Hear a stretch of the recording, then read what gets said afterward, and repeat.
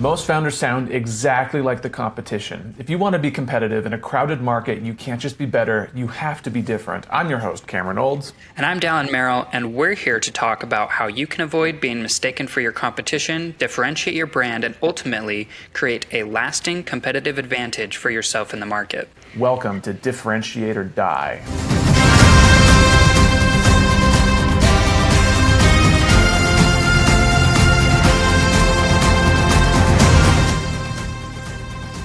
This episode of Differentiate or Die is brought to you by MessageOS. And by brought to you by, we mean written by. If your team describes your product 10 different ways, your product is no longer differentiated. It's confusing, and so are your customers. MessageOS helps big teams keep every sales deck, social caption, and support reply on message and on brand. Clear, consistent, differentiated. Every time someone talks about you. See how it works at protagonistcomms.co. Daryl, what browser are you currently using? Google Chrome. Yeah. It's my favorite for sure. I like the I used to do Firefox like when I was super young, but that got outdated and Google Chrome just like completely took over Firefox. Like I don't even hear about Firefox anymore. Neither do I, honestly. But to be honest, like besides this, if I were to use another one, it would be Edge. I sometimes use it because it's nice. But overall, I really like Chrome. It has a lot of functionalities and things that I like about it. It's actually wild to me that you use Edge because I grew up and Edge was the worst of the worst, dude. Like, I would never. I always felt super, even when I was young, like playing Minecraft or whatever, if I was playing Minecraft on Edge, I felt super self-conscious about it. Even no one was looking, but I just was like, that's funny. Edge. Yeah. That's funny. It's not like, it's way better, obviously, but that's not what it's for. It's not for gaming. It's really, it's simple. It's a very simple browser. Like that's what it's for simple tasks. It's for looking things up. It's for simple websites. Not for any type of heavy stuff. And that's the route they've gone. Hot take, though, I feel like they really need to stop badgering people to use it. Like, they go hard. If you want a Microsoft computer, like, they continuously try to get you to use Edge somehow. And I like it. I think it's good, but that's one thing I hate about it. I'm like, come on, stop, like, advertising me all the time about Edge. So okay, if I were to tell you that ChatGPT had its own browser, what would you say? Would you switch? Would it be interesting to you? I'd use it for something different. I would like I use Chrome and Edge for different reasons. I would probably use the ChatGPT one for a different reason too. But I would use it. Yes. That's so interesting. I think you're the first person I've met that uses multiple browsers for different things. I've always just, maybe I'm the weird one. I've always just been like, I'm like, Safari's my one, or now Google Chrome is mine. But I digress. Yeah. ChatGPT yesterday, as of this recording, has just launched their own web browser called Atlas. Have you heard of this? Did you see this yesterday? Yes, I did. I'm excited. This will be good because to me, it is a very differentiated product. Like really? Yeah. Well, when ChatGPT first came out, I don't know if you remember, but it was like the death of browsers almost. Like that's kind of how it positioned itself because like Google, you hop on Google and the first thing you see is like all of these ads. And then what you're searching for, and it's a list based, right? It's like, you don't like, if I'm searching on Google, like the first thing that comes up is, here's a list of things on your browser, right? But for ChatGPT, it was like, when I'm searching, I'm actually going to get the answer that I want. Like, not a bunch of list of things that possibly could be my answer. And so I think that's interesting that they're trying to now become a browser. So I'm very curious of how they position themselves to do that. Me too. So it's ChatGPT Atlas versus Google Chrome is what we're looking at today. I figured we'd start with the incumbent, give them a fair shot. So let us take a look at Google Chrome. I just at the outset, we're kind of limited on consistency checks today, multiple channels, because like they're individual products that are a part of a massive conglomerate. So like Chrome doesn't have its own Instagram, Chrome doesn't have its own LinkedIn. It's just got like this one landing page that Google maintains. And the same thing for ChatGPT Atlas. It's a tool. It's a sub product of a product. So they're not going to, I don't think they're going to give it, not that I could find anyway. I don't think they're going to give it their own deal. So kind of limited in what we can look at with consistency, but it's still going to be an interesting conversation because I looked at their stuff earlier and it's gonna be it's gonna be fun. So are cool, you ready? I'm excited. Yes, let's take a look. Here is googlechrome.com or google.com/Chrome. So immediately we got an H1 here. It says the browser that gets more done. No H2, fun choice, and just goes right to the CTA, which is download Chrome. And then over here on the right hand side we have some like animated product imagery, like people clicking on tabs. We've got Gemini, they're like touting Gemini and AI and all that stuff in here. So the browser that gets more done. What are your thoughts? I would be okay with it with not having an H2 if the H1 was more clear. It's a little bit vague with just the browser that gets more done. Yeah. So for me, that's not good on clarity so far. Yeah. I mean, I do appreciate that they called out the product category that they're in, which is browser. I do like that. But yeah, the part that follows the browser that gets more done, that's a little, and I'm not sure what that means exactly. So yeah, kind of a little weird. Interesting choice not to have an H2. We don't see that hardly ever. No. I would have an H2 just because it adds a little shot of clarity. You can qualify and describe things a little bit more because you have more room and you have a few more words without that you don't have in the H1. So I think that's usually why you and I recommend having an H2. It just provides more context. But interesting choice that they forewent that. Scrolling down below the fold, we have another H1 that says behind the browser AI edition. Ooh, okay. And it looks like it is a YouTube video of them talking about Gemini. That is pretty much, yeah. Yep, Gemini and Chrome. Interesting, fun. They're just talking about features Gemini and Chrome can compare and summarize information, working across your tabs with other Google products. Interesting. Okay, I'm glad that I saw that because working across your tab with Google products that might come into play a little bit later when we look at Atlas. Interesting. I'll keep that in my back pocket for now. But interesting things so far.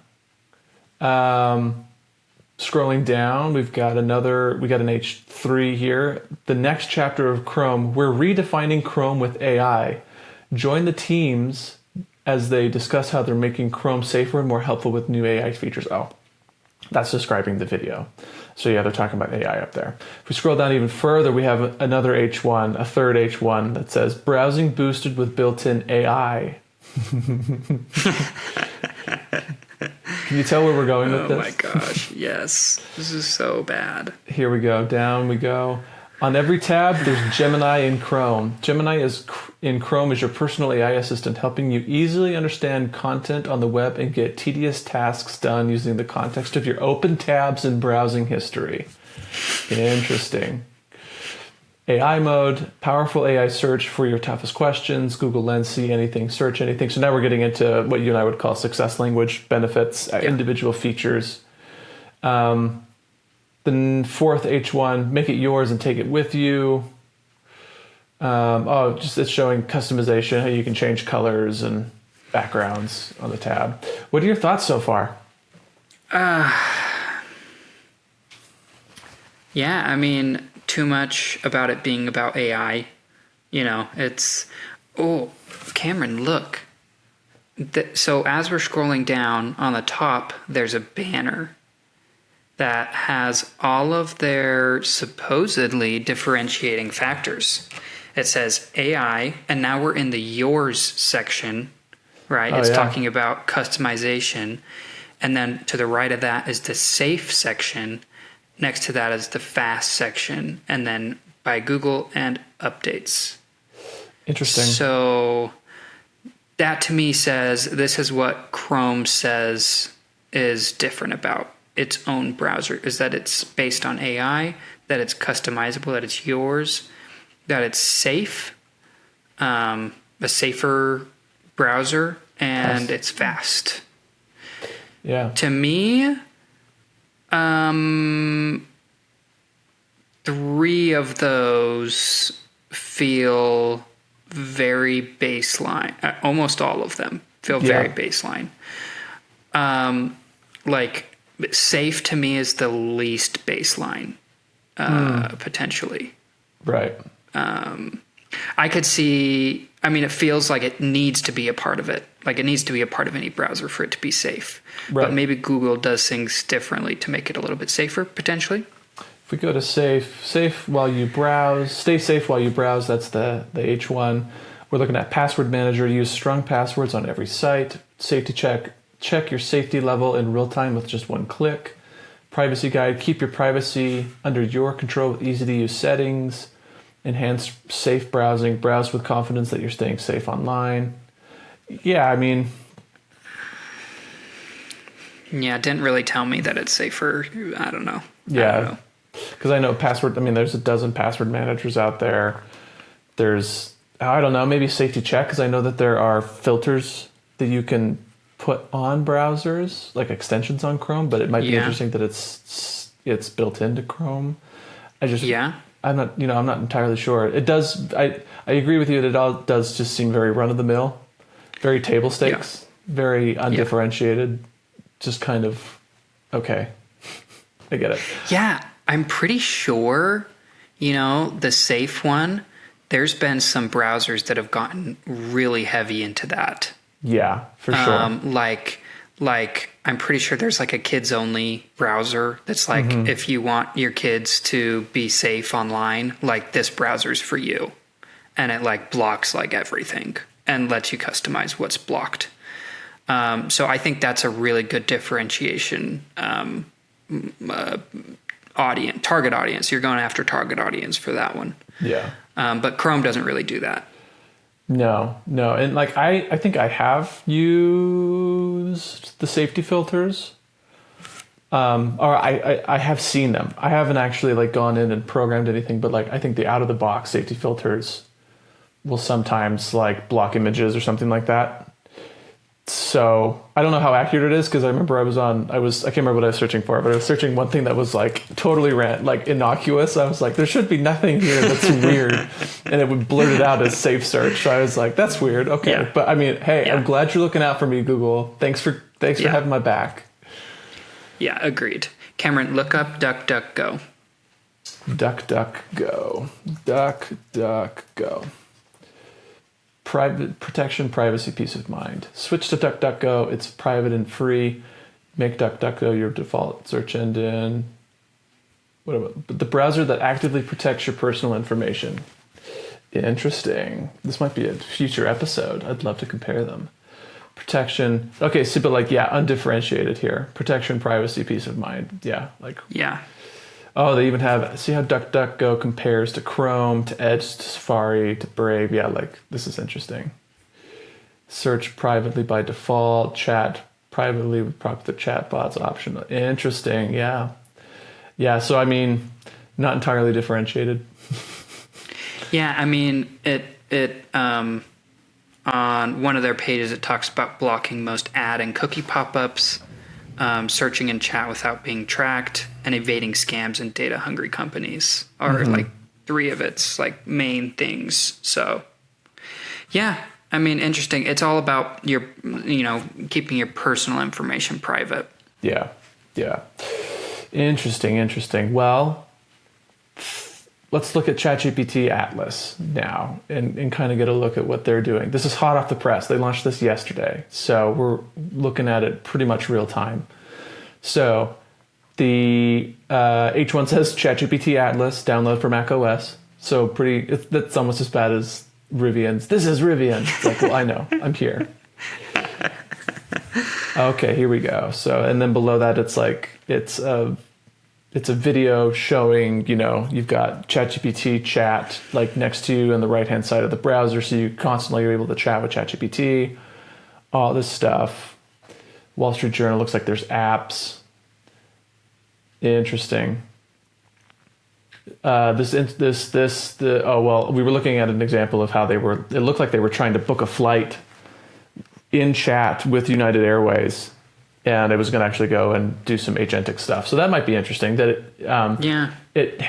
Atlas is has autonomous capabilities. You can just ask it to do something and it'll execute that task on your behalf. I didn't see that anywhere with Google. I'm interested to see if Atlas touts that further down. Here we go. Bring ChatGPT with you across the web for instant answers, smarter suggestions, and help with tasks. All with privacy settings you can control. Interesting. Okay. So I feel like in that one sentence, they just pretty much regurgitated everything that was on Google's website, Chrome's website. Yeah. I mean, chatting and working across tabs, privacy settings you can control. Gemini, yeah. I mean, the differentiator here would obviously be ChatGPT. Yeah. I mean, I don't know. Cameron. Okay, this is a little bit off topic here. But AI, the premium part of AI is all, Tony Stark, right? Like that's where AI wants to be. Is like your personal assistant that'll do anything for you, pretty much. That's what this browser looks like to me, right? Jarvis. You like ask it. Yeah, look, it's trying to feel like Jarvis, right? Where it's like, just ask ChatGPT to open up some browsers for you and it will. It's increasing its capability of what ChatGPT is able to do. Yeah. And so that's why they're making it a browser, it feels like. They're going to keep going. They're going to get into hardware. There's no doubt in my mind. If you had a desktop that did the same thing and you could just control the desktop with your, just by voice, hey, ChatGPT, do this for me. They're just going to keep going and getting better and better. That's a little bit off topic, but like taking a look at this page, it helps give me a little bit more context of where they're trying to go with this. So the next one is open a ChatGPT sidebar in any window to summarize content, compare products, or analyze data from any site you're viewing. I could do that in Chrome with Gemini. Yeah. Like, I guess, let's see, picks up where you left off. You can choose what ChatGPT remembers so it can bring you relevant detail when you need them. Okay, that might be different and fun.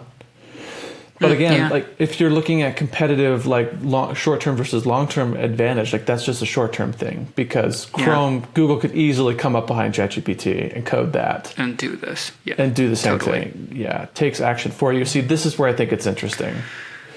ChatGPT, Atlas takes action for you. In agent mode, ChatGPT interacts with sites for you, always under your control. Use it to do tasks from start to finish, like researching and shopping for a trip, available. Okay. So that's kind of what I was saying. There's just interacting, it's agentic, it's autonomous. Ask it to do something. Yeah. But again, Google could come behind them and do that because I'm pretty sure that they actually already have some stuff, agentic stuff as well. Yeah. So I'm sure they do. Yeah. I guess this is my big critique of all of the AI arms race right now is there was zero. I would bet if you did that old Pepsi versus Coca-Cola where Pepsi did the blind taste test and everyone preferred Pepsi or whatever. Mm-hmm. I would guarantee you if you did a blind user test of Gemini, ChatGPT, Claude, and Grok, no one would be able to tell the difference. Yeah. No. And that to me means there's no differentiated value here. Because if they all work the same, if I'm just using AI to browse the internet and it's taking actions for me, like it really doesn't matter which one you use unless you have some type of predisposition to one of the different models, which maybe that's different enough because everyone's using ChatGPT, so they have network effects. So it could be that that's the differentiating factor. Do you think that's enough? That just the fact alone that it's ChatGPT instead of Gemini? No. How come? No. I mean, just there's so many options and they all have different features and benefits, and I don't know, they're all striving to be the same exact thing right now. They're Right. all going towards the same people trying to fight for position, to be the best, to be the leader. And that's always going to be a losing battle unless you try to find, because one is going to come out on top, and it's going to be the one willing to pay the most money. Yeah.